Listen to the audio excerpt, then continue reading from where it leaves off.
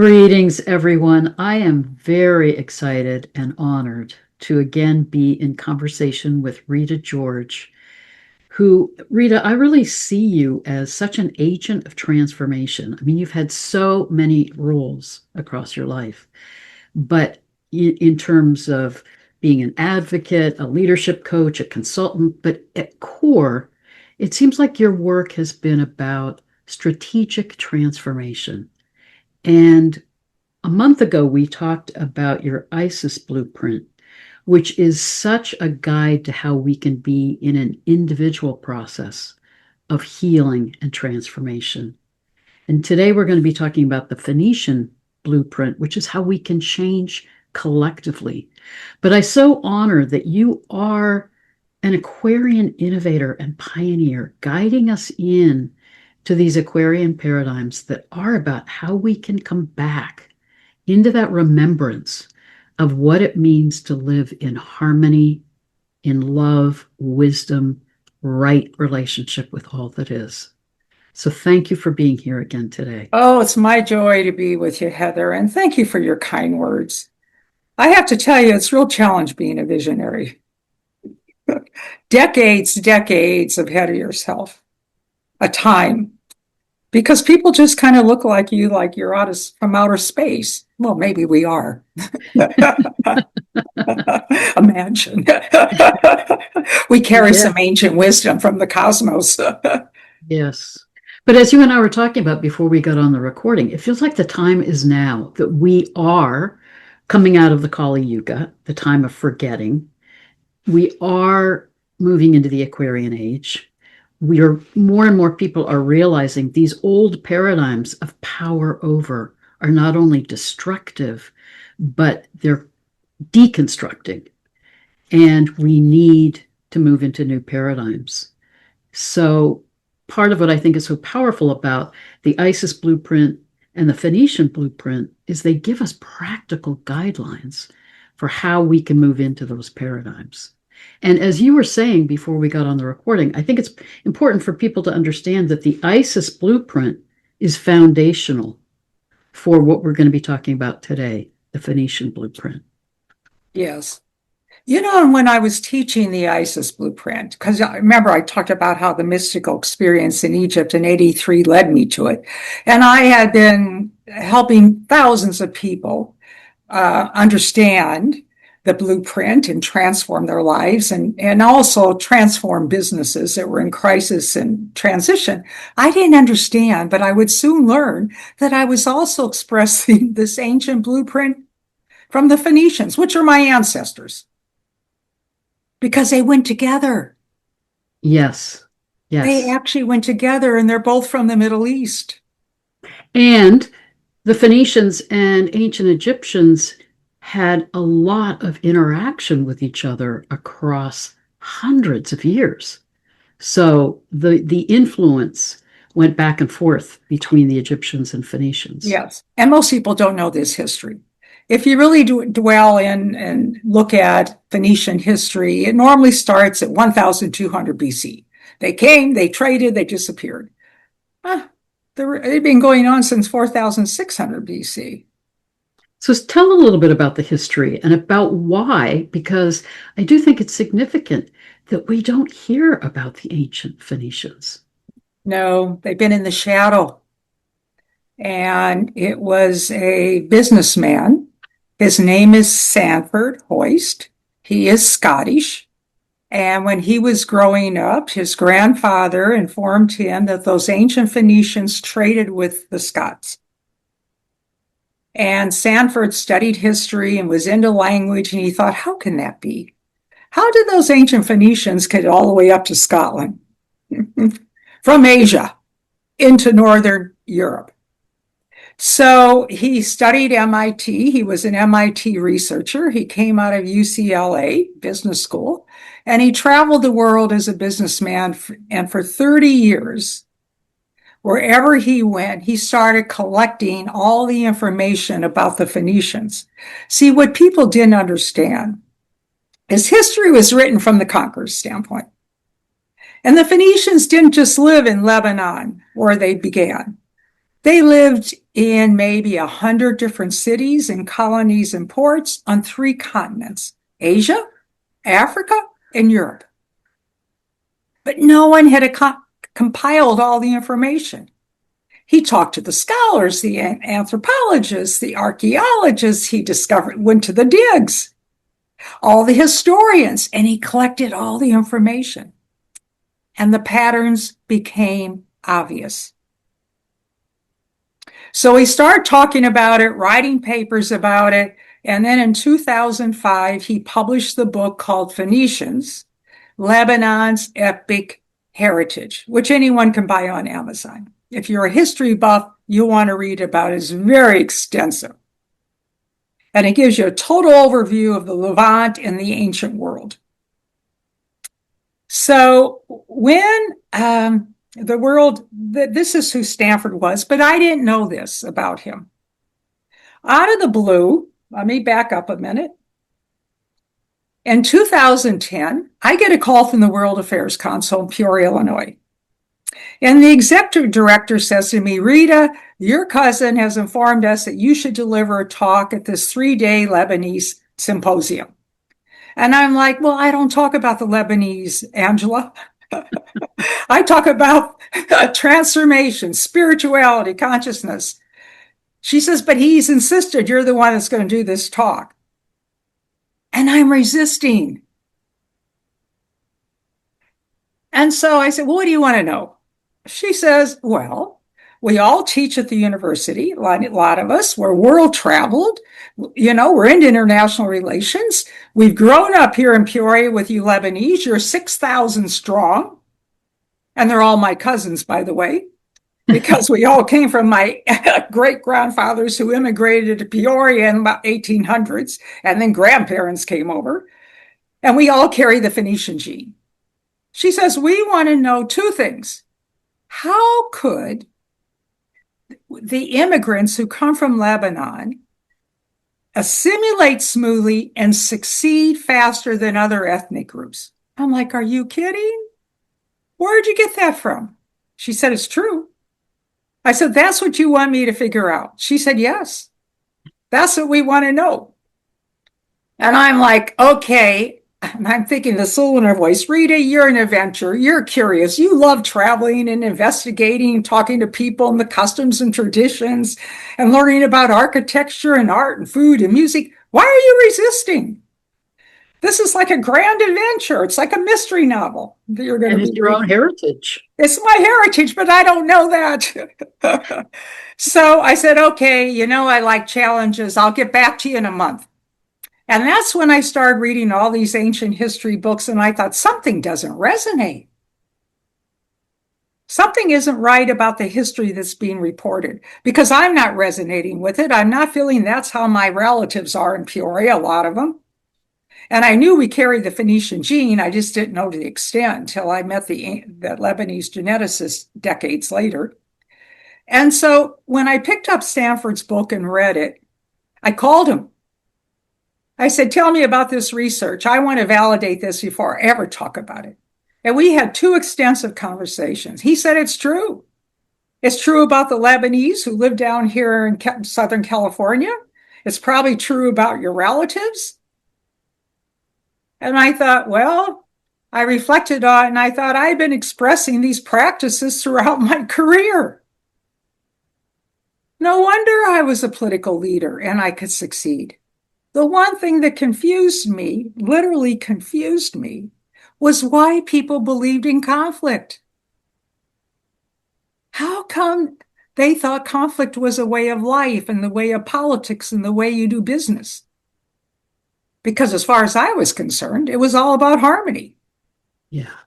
But I didn't know this yet until I read the book, and then I gone, oh my. I've been living this all my life without understanding it and writing about it. And that's when I knew it was part of the success of how people transform. But Sanford talked about history. I then understood the neuroscience that had been involved in teaching heart math and quantum physics. So I knew that there was far more to this picture than just the history. Because circling back to what you talked about with the ISIS blueprint, we're talking about moving from paradigms that are really reflective of the patriarchal period, Right. about control, competition, conquest, to paradigms in both the ISIS blueprint and now in this Phoenician And the blueprint Phoenician one.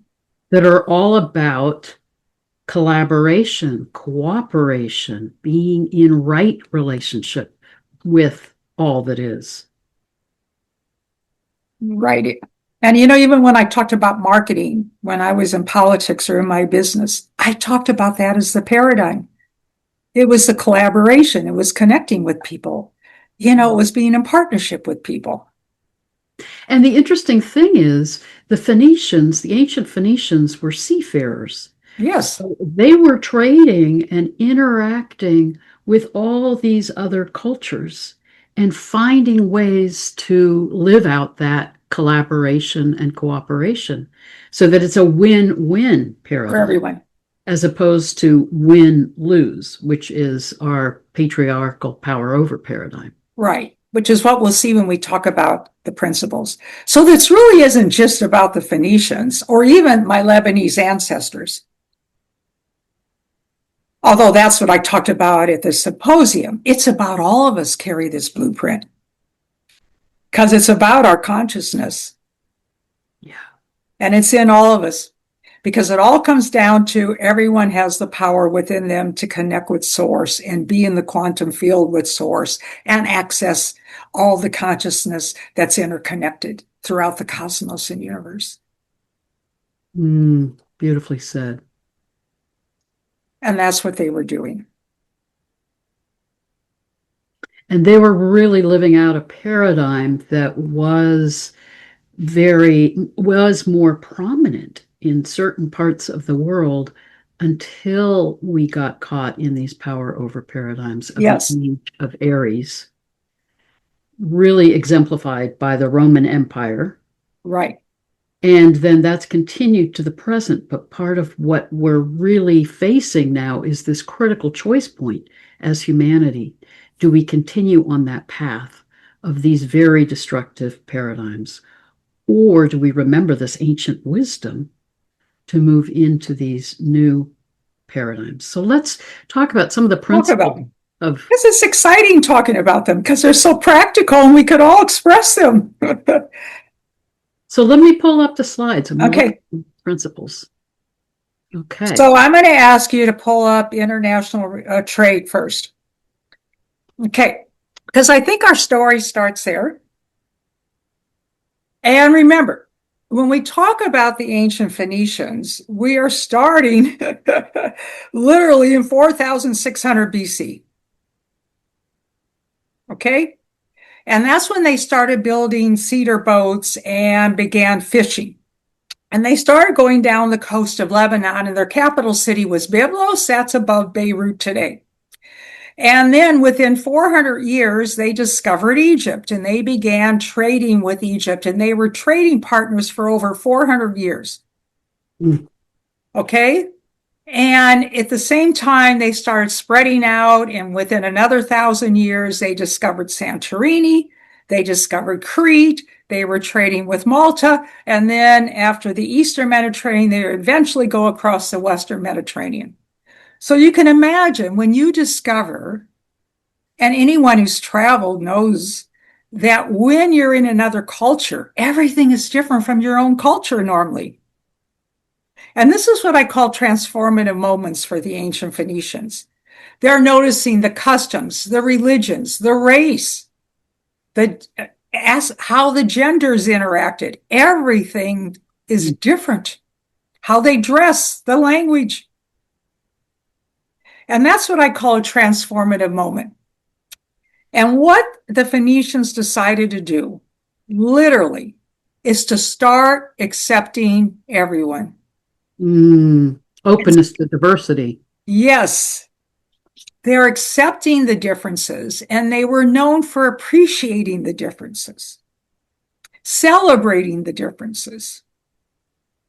So basically, what you are doing is developing rapport and understanding others You're accepting the differences, but what you are cultivating is what we consider emotional intelligence skills and heart and social coherence skills. How do you get along with everyone? Mm. Because really, what you want to do with a trading partner, I would think, is create a lasting relationship, Yes. Yes. right? Yes. Yes. I know that isn't prevalent in today's world, but the ancient Phoenicians had that right. Trading was crucial for them. And all of this, cultivating emotional intelligence and heart coherence, as you've talked about quite a bit, this all relates to the heart math research also, Yes. that shows how effective that is when we're really operating from that heart coherence and how we work that within ourselves and in relationships with others. Yes. So you know that heart math talks about how that we have an energetic field and it's being expressed through our heart, and you're connecting with people with this energy. So you can imagine, how do they assimilate fast? They're accepting people. They're Yeah. appreciating people. They're blending in. And you can imagine how people feel about each other then. Ah, we're kindred souls, which gets us to the second practice, because everyone's now your family, right? So, what's the second practice here? Partnership. So after they've been trading with Egypt for about 400 years, one of the leaders wanted to build a massive temple and needed 5 huge cedar trees. So the traders came back to Byblos. They called a community meeting and they said, we can't deliver. We don't have the boats and the resources to deliver 5 massive cedar trees. And so that's when they made the decision that everyone in their culture, in their community, in every city they ever lived in, would become a partner in the business venture. And that was the only way they could fulfill their contract, pool all the resources.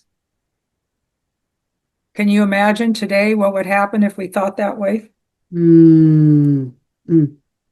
So now everybody's a partner in the business venture. They're already in partnership with Egypt. They look at them as partners. Everyone gets to share in the risk and the rewards. So, you're really describing how they're really fostering this sense of acceptance and openness to diversity within their own culture as well as across cultures. Yes. And everyone is seen as equal. Everyone's equal, and we're going to get to that because they are as a partner. And by the way, they have a democracy. The majority rule, and every city, everyone gets a vote. And the majority rules. It's equal representation. No one has more power than the other person. It's about agency. Mm.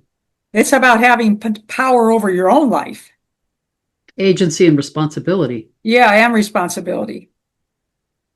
So now common purpose, collaboration, sharing is part of their equation. And everybody has a sense of ownership Yes, in the outcome. everyone, because they're all sharing in the risk and the rewards. And what research shows that when you have fairness in an economy or in a community, everyone feels harmonious Yeah. because And they everyone feel is like more it's fair. motivated. Pardon? And everyone becomes more motivated. Yes, I'm sharing. Everybody is sharing. You can develop your skills and talents. I get to develop mine. We're all in this together. It's the collective. Yeah. So that's the common.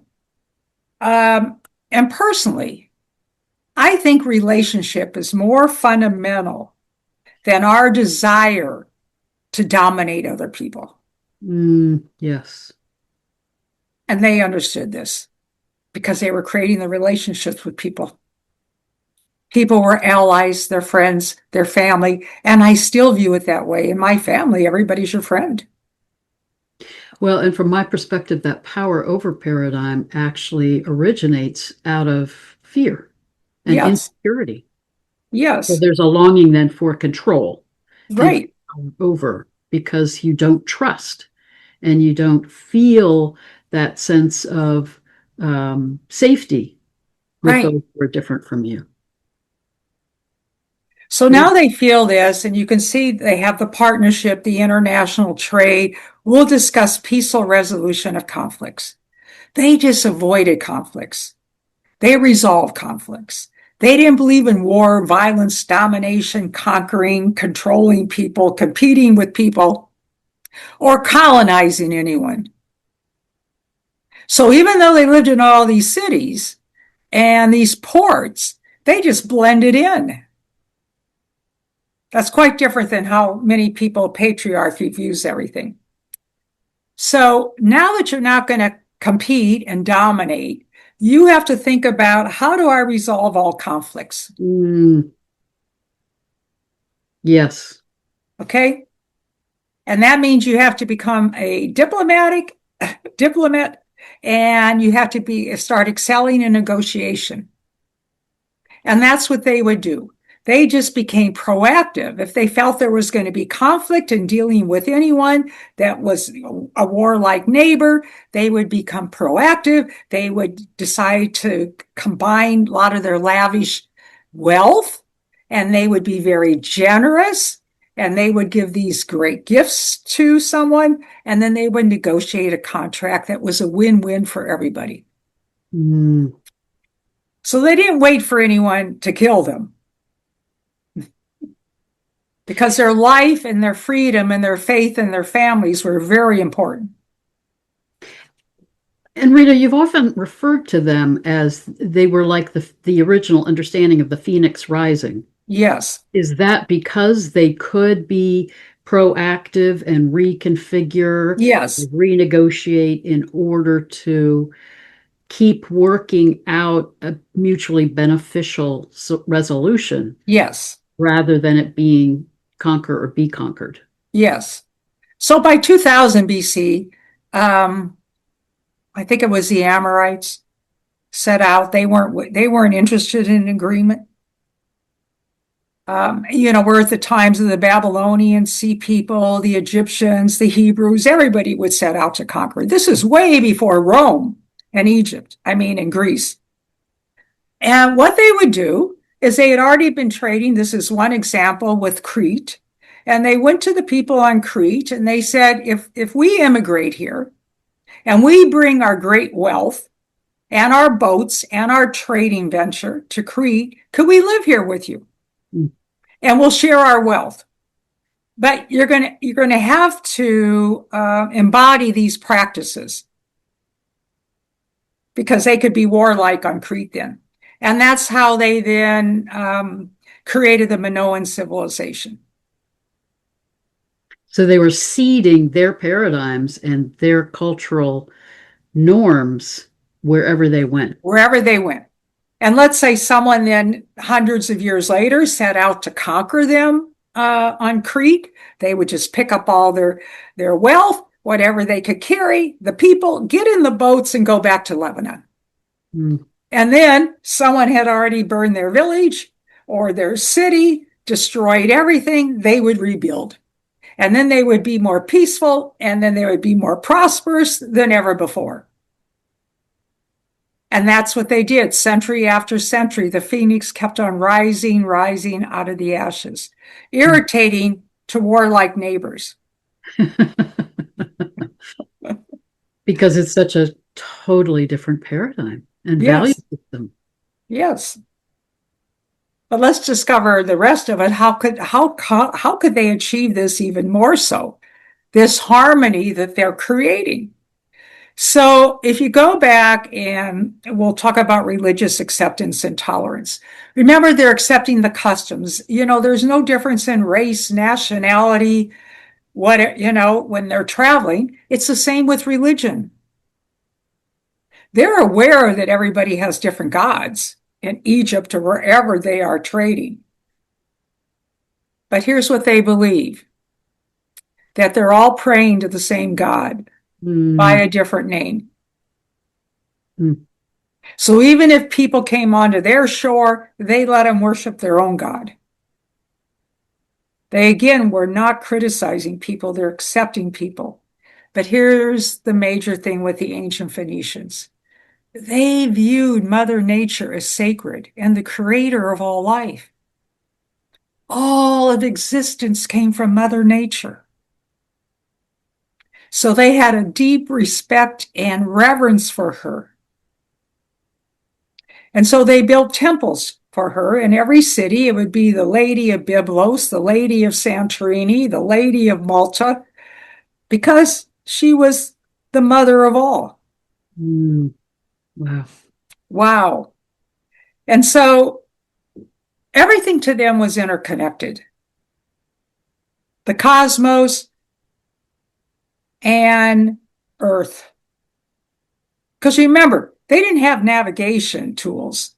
They didn't, I'm saying in ancient times, they're looking at the stars Right. when they're Right. on the high seas. They're communing with the cosmos to get where they want to go. Weather has an impact on whether they're alive or dead on the high seas, or when to travel. So this whole religious tolerance is huge in their And, success. and it seems like the religious tolerance is fundamentally founded on this intrinsic understanding of the harmony in all that is, the Yes, sacredness of all of life, and that everything is interconnected. So then, of course, it leads to tolerance, compassion, acceptance of all the diversity because it's all a part of the sacred expression of cosmic consciousness.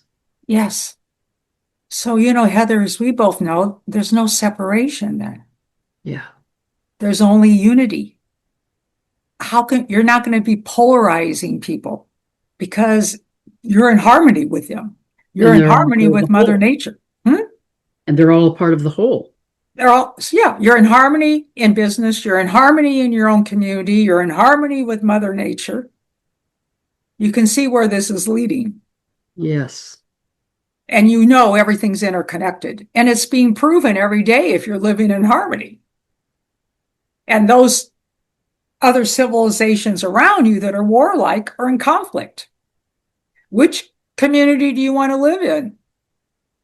And those power over paradigms and those cultures are in conflict with each other and also relating to the earth as if it's just a resource to be exploited Right. rather than being in that honoring and sense of the sacredness of all of Of life. all there is. Because this is really a sacred blueprint.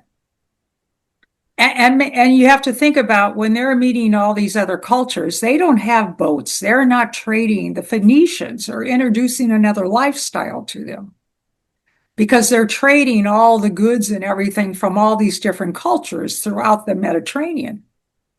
So other cultures are now richer. So, like when they started trading with Egypt and they actually delivered the cedar trees, those 5 massive cedar trees, the Egyptians gave them gold rather than linen. Mm, So 3600 BC, the Phoenicians are very wealthy. And they started building stone homes with rooms. And by the way, the Minoan civilization in 1500 BC, they had plumbing, way before plumbing was in Europe.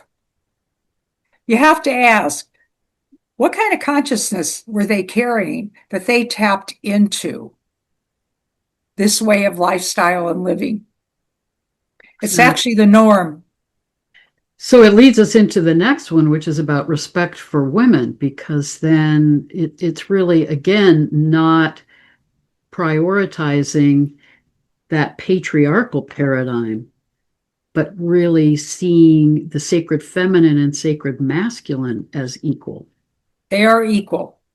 But also, see, the Phoenicians believed that all creation came from Mother Nature. And Mother Nature is the goddess. So they worship the goddess. And that is demonstrated on all their frescoes. And when you're in Lebanon, you will see they had healing centers too.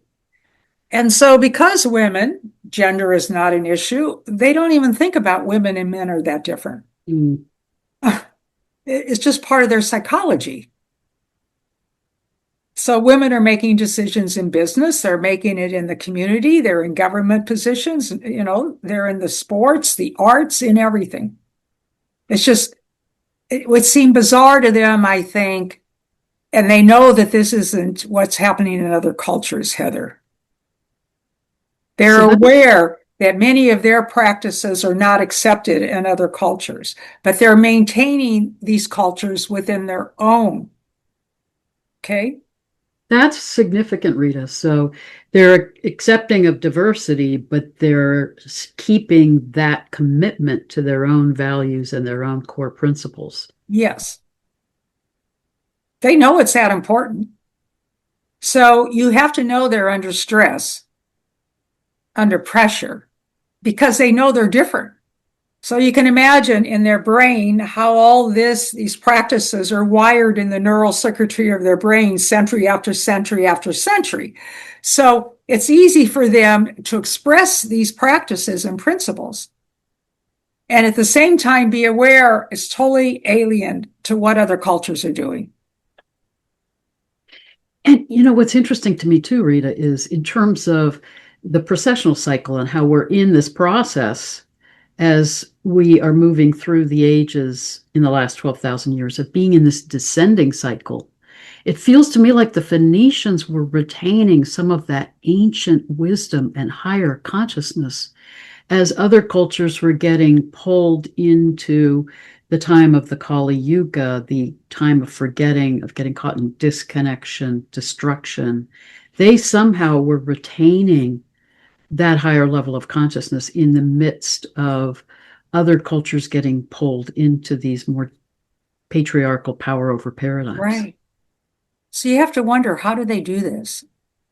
At the same time, we know there are people around the world who are following in the ISIS blueprint, and they are collaborative, cooperative, connecting with people, co-creating with people.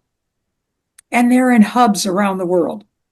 But this was huge what the Phoenicians were achieving. Because by 2000 BC, we're getting to a lot of warlike cultures. Yeah, that's the age of Aries. Yes. And we really get into that power over paradigm in a much more intense way. But that's so extraordinary to me that in the midst of that, they were retaining these values. And that includes this core understanding of equality. In a power over paradigm, there is no equality. You're in a hierarchy.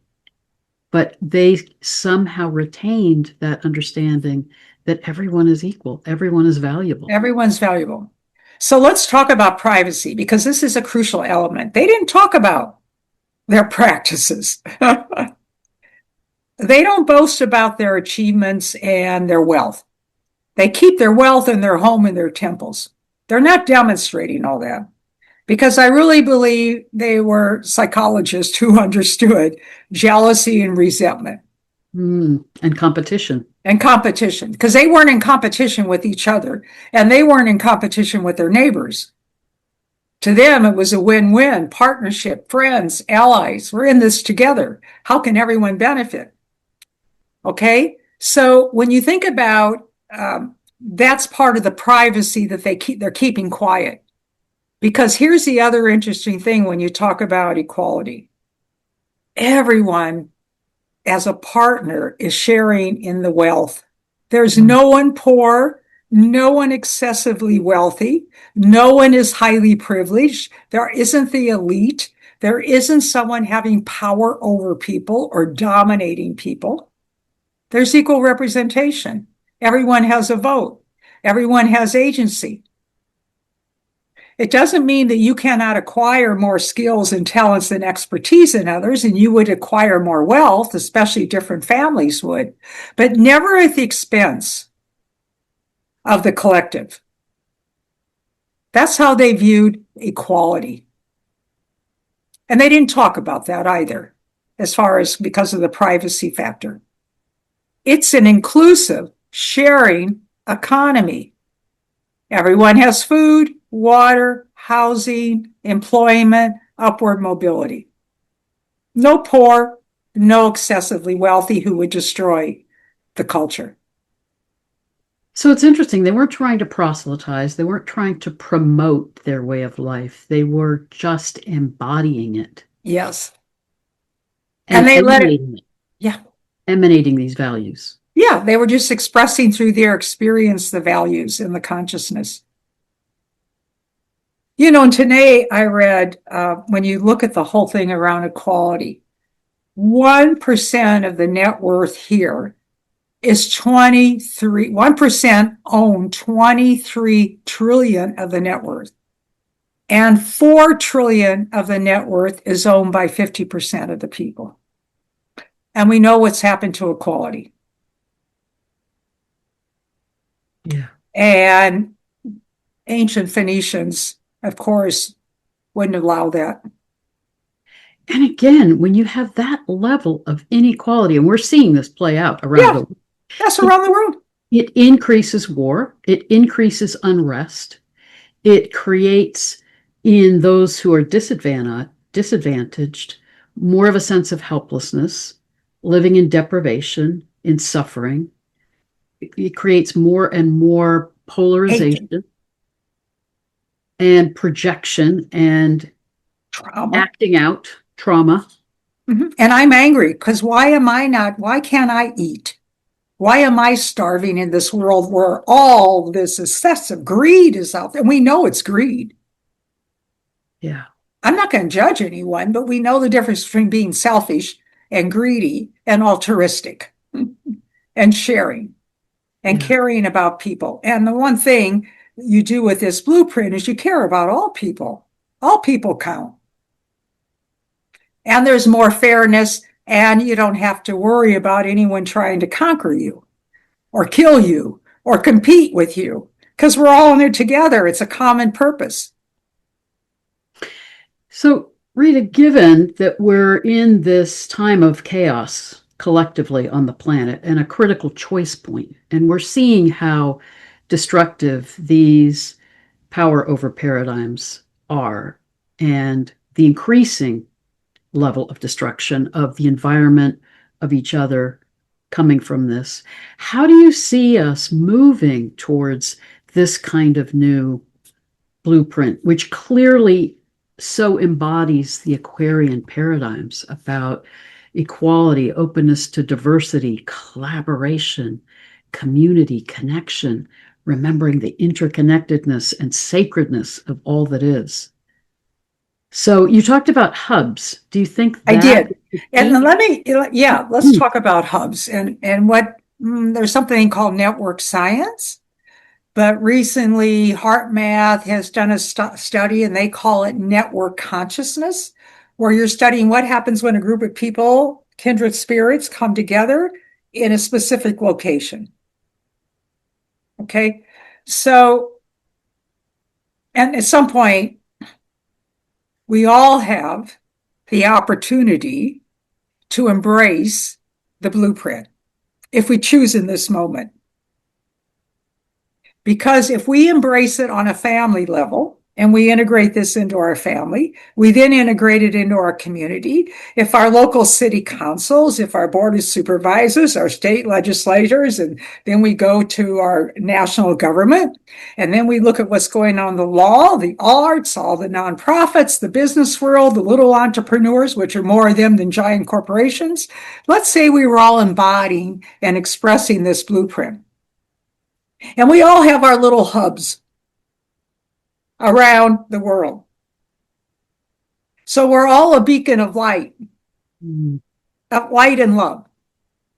And the reason why this will work is because that's what the ancient Phoenicians achieved. If you live on 3 different continents and 100 different cities, and you survive for 3,000 years using the same blueprint, you were operating in a hub with kindred spirits. It wasn't relevant what was going on around you. You just kept that consciousness intact because you're really connected to the quantum field. Source is guiding you moment to moment. You're solid. And then when you're in that hub and you're emanating that kind of consciousness and those values coming from a heart-centered way of living, that also affects the morphogenic field. Yes, So then it's supporting the shift in the collective you're, consciousness. you're dissipating everything around you. Because the power is really within you. That's what the ISIS blueprint is. And that's what the Phoenician blueprint is. It's within you. I want to emphasize that point because you were talking about this before we got on the recording. I love this Phoenician blueprint isn't about our trying to adopt a system from the past. It's reminding us of ancient wisdom that already is within Exist. all of us. It's in all of us. It's not just the Lebanese and the ancient Phoenicians. And by the way, millions of people carry the Phoenician gene. That's been proven because those Phoenicians assimilated everywhere in the Mediterranean and they intermarried. Multi-millions carry the gene. But that's not the most relevant thing. We all carry the power within us. And that consciousness. And that consciousness is what they really is all about. Because from my perspective, they're also emanating that ancient Egyptian understanding of Ma'at. Yes. Everything is meant to be in right harmony, right balance with everything else. So this was the ancient paradigm dating back to those advanced ancient cultures that we then lost connection with as we moved into this Kali Yuga period, the last Right. 5,000 years, the time of forgetting. But the remembrance of it is in all of us. It's in all of us. And when you think about the synchronicity of why is this coming out of the shadow now? Why only in the last 20, 25 years? Is the history discussions about the ancient Phoenicians. There was a genographic project in 2005 about discovering the ancient Phoenician gene, and that whole study. And then you have HeartMath starting in 1991 and the new neuroscience and knowing that our family patterns are being passed on from one generation to another, locked into our brains. And then you look at quantum physics. Everything is interconnected, and the new biology and social psychology. Where's it all pointing? It's timing. It is time for these blueprints. And now we can add astrology and we'll add technology. Because only in the last 20 years could you have a global reach through technology, right? And that technology could either be used to foster equality, diversity, these new paradigms, or become another way for social control, right, propaganda, disempowering more right. and more people. So again, whatever the tool, it's ultimately about the consciousness that we're operating from and the values that we're adhering to. Yes. And that's what we all need to look at. That we are the sacred technology and divine technology. We don't need technology outside of ourselves. Yeah. It can be used for the good, if it's for the common good. But the ancients didn't need that technology. They had the wisdom inside of them. And the wisdom was creating the peace and prosperity. Right. And they had the answer to all the problems they were facing. The wisdom came through source. They had, you can imagine their resiliency, clarity of mind. They weren't stressed out like most people. They have well-being on a physical, emotional level. It's all within them. That's the value of the blueprint. So it's ultimately about living in harmony. Yes. And the ISIS blueprint is guiding us how to get out of imbalance, internal disharmony, disempowerment, back into alignment with our true selves, our soul selves, how to be in internal harmony, because then we live out that external way of being in right relationship with everyone around us, which is the Phoenician blueprint. Yes. It's the two go together. And how ironic, I have the mystical experience in Egypt. And then I come from the ancient Phoenician ancestry, and the two are connected.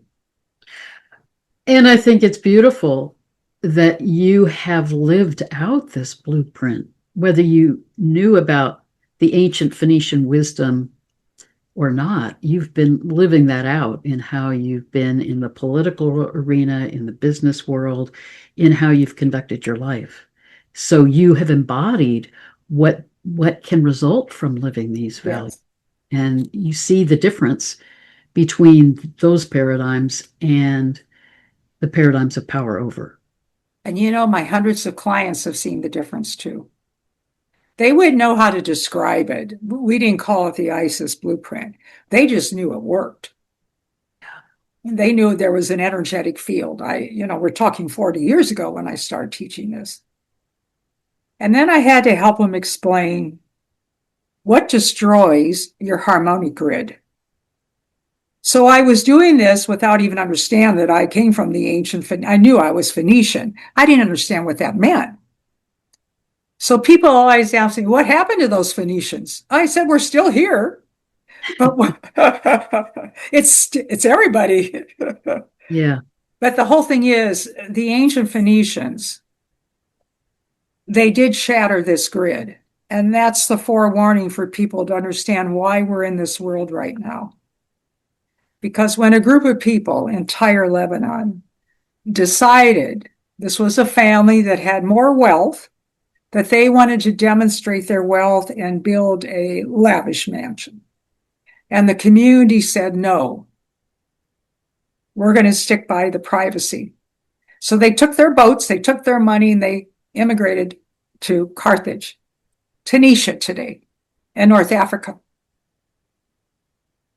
So when they built their homes, they violated the privacy. Now they're boasting. And now there wasn't equal representation, even though they kept it in the village, but they broke away from the majority in Lebanon. And then all of a sudden, by 600, 800 BC, Greece, Rome is starting, in the Middle East. And they're seeing all this lavish wealth. So they set out eventually with the Greeks and the Romans to conquer them. And at some point, they pick up arms with Hannibal. That's another whole story. And that was their demise. You shattered the grid of consciousness through the arms, the equal, not having the privacy, and the lack of equality. So it really shows how all these principles are interconnected, and you start to violate any one of them, and any one of them, to the whole system, the whole paradigm deconstructing. And then we're in this power over paradigm that we've been locked into for 5,000 years. So, when I was finished doing the research and I was thinking about my ancestors were sitting on my shoulder when I was writing the original speech for the Lebanese symposium. And I thought, well, what is it about this blueprint? And then when you really look at like what you said, every single practice is harmony. Yeah. I thought, how incredible that you're creating that much harmony in your world. And who wouldn't want to live in that culture? So they were initiated into this when they were young. You're looking around, you're seeing your ancestors, you're seeing how people operate and everything. You're going, well, I want to be part of this. I can be integral in this. And this is the choice point for us now, because we can co-create a new world together if we step into these values and into these paradigms. Rita, can I give you an example of how I think that I'm just realizing now as I'm listening to you that I was operating out of the Phoenician blueprint? Yes, because many people are, and I always get excited when someone shares their story. So when I moved back to the East Coast, one of the jobs I ended up taking while I was trying to develop my other work was I was a clinical director of an agency that had different offices that was serving underserved populations. So we were working with a lot of trauma, a lot of poverty, a lot of disadvantaged families. So I'm the clinical director of 70 clinical staff. Mhm. It's high stress work, set up for burnout. And as you can imagine, the pay is very low. And when I started in that position as the clinical director, the turnover rate of the clinical staff was 50% every year. And it would then cost the agency about $10,000 to recruit, hire, retrain a new clinician. So clearly this system wasn't working, and the clinicians were burning out, then and they didn't feel valued, and then the clients don't feel valued. It creates this hierarchy. It's that paradigm of those who have and those who have not, and those who are stressed, and then they take it out on each other. Anyway, we know that story. So when I came in as clinical director, I realized I couldn't change the pay scale, but I could change the values and start treating the staff with value, with respect, with the awareness that if they feel supported and valued, then they will in turn relate to the clients and value them. I helped the leadership group become more of a council of equals where we would share our ideas and collaborate on decision making. And then I put in place different systems to support the staff, free meditation groups, holistic healing supervision groups, groups to help them when they're dealing with crises. Within a year, the turnover rate went from 50% to a 90% retention rate. So I think it shows that whatever context that we're in, we can begin to live these values and live out of this paradigm and see how beneficial it actually can be. It creates Yes. this context where people care about each other, they're motivated, they feel a sense of ownership for their work. It creates this whole other atmosphere and sense of interconnectedness and community. And we can do it Brilliant. wherever we are. Anyone can do this. See, your story is a perfect illustration. You're already conscious, obviously. You know what I mean? It's within you. You've been expressing this all your life, I would assume. But again, it's about this honoring of the importance of living in harmony, Yes. right balance, right relationship within ourselves and in how we interact with everyone in Yes. whatever context we're in. Whatever. So, when I started my career in politics in my 20s, I could not understand everybody's viewpoint. I knew it was a perception because they said there's always conflict in politics. I'm going, well, it doesn't have to be that way. Okay. So when I was in a major leadership position and I was head of the National Women's Political Caucus and on all these boards of directors, I'm integrating all these ideas into wherever I am. But it's working. I'm not even thinking about it. But when we were creating the Commission on Status of Women, I had two mentors who were 20 years older than myself, and they said, Rita will go do this. She's going to be the strategist and the spokesperson. And I'm thinking, why are they asking me? Really? I was terrified. I'm not used to being out there in front of thousands of people. And it was important for this commission to be successful. So there were people against it. And I just said, well, that's okay. I'll just go meet with them and I'll see why they're against it. And I'll expand their horizon on why it would be beneficial to support it. Because I didn't think anything it was ever about conflict. I thought it was all about clarity, clarifying for people what they're not seeing and getting into rapport, getting along with them, and then shifting their viewpoint to something where they could win. Or negotiating. It's Or again negotiating with them. diplomatic Yes. and helping them feel like their different perspective is valued. And they wanted to be part of it. So everybody wanted to be part of this commission when we finished with it. And then we had a big party and I says, well, now I'm going to go raise the money. And people said, money? The mayor's against it. I said, so what? How can you have a commission without money? So I make an appointment with the mayor. I know he's against it. And after a while, he's like pushing back, pushing back. And so then I say to him, okay, I have to expand his awareness. Now, let me ask you, how are you going to feel when your daughter and your granddaughters are in this situation in the future?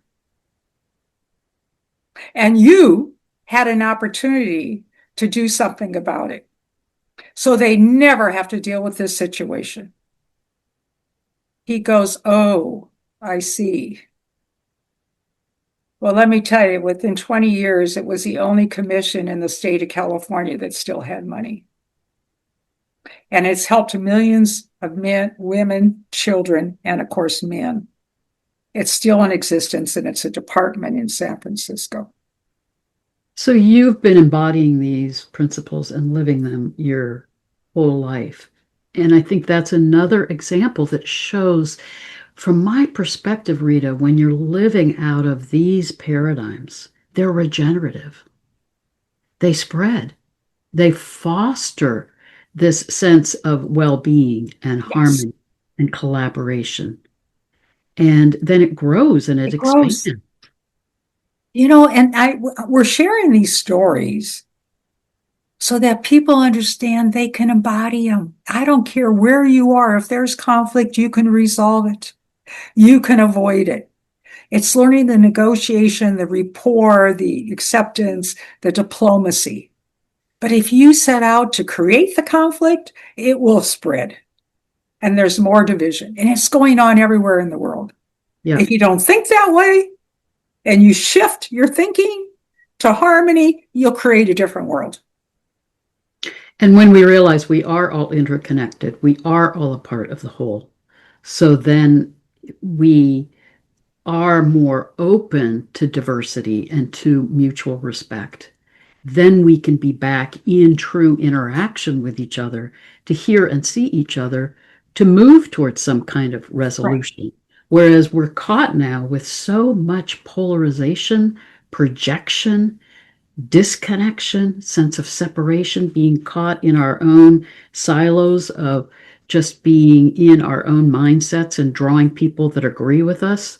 So this blueprint is breaking down that grid to open us up to a whole different way of being in Absolutely. collaboration together to be co-creating a new world Yes. together.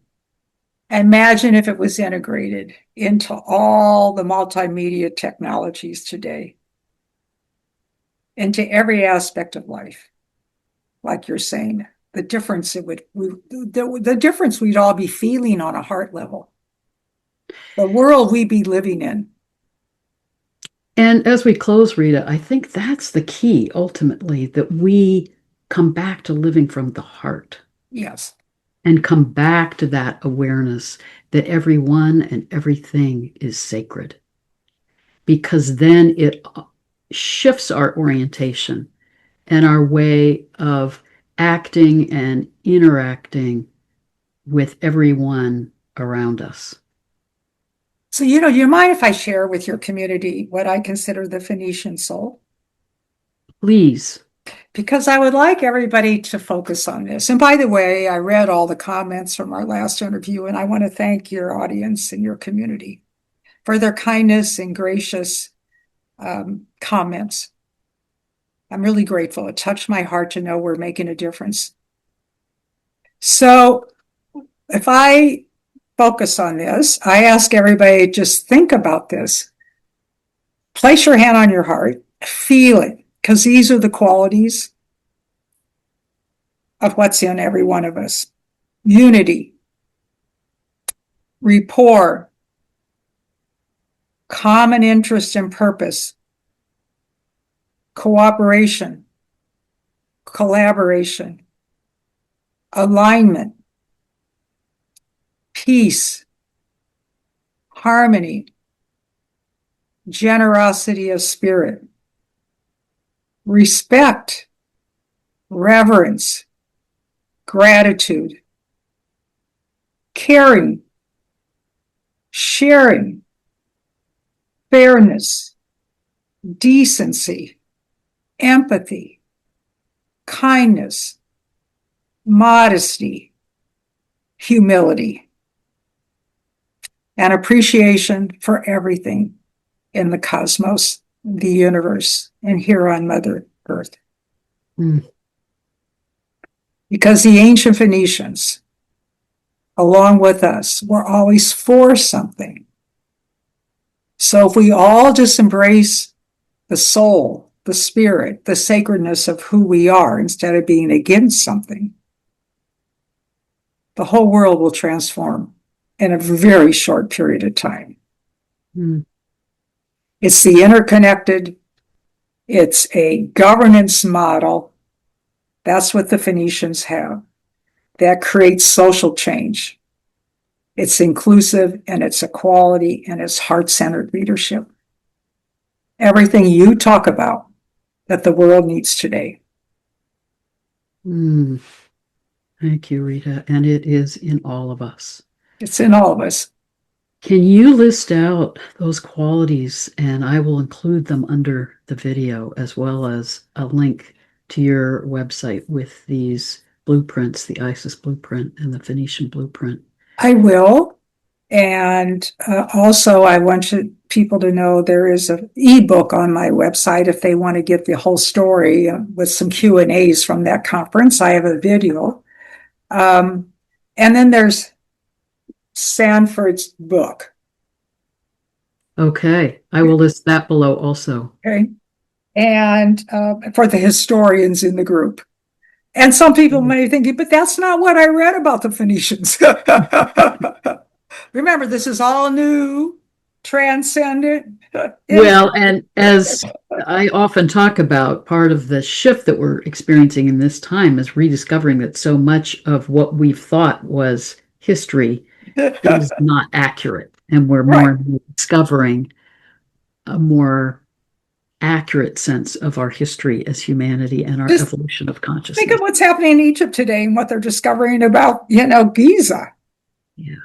It's And around the world. New discoveries are taking place. So we have to get out of the old way of thinking and saying, I need to be curious. I need to be a detective. I'm on an adventure. I can't wait to discover something new. Ah. well, thank you, Rita. Thank you for sharing this. Thank you for the amazing work that you have done and are continuing to do.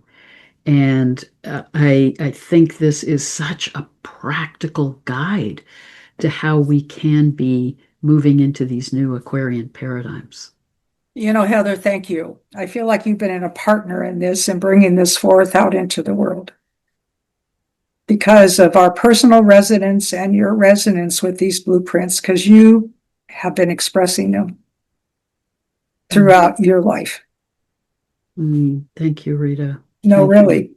And so I think the importance is for all of us is to honor who we are. Beautifully said. And I also want to thank this community because this community, as you saw in the comments on your first talk, is actively living these paradigms also and helping emanate and foster them. And together, as we support each other in this, we can co-create a new world together. Yes. And I look forward to hearing about the hubs they create. And the healing grid we're already forming around. Yes, this love and light everywhere, healing everywhere.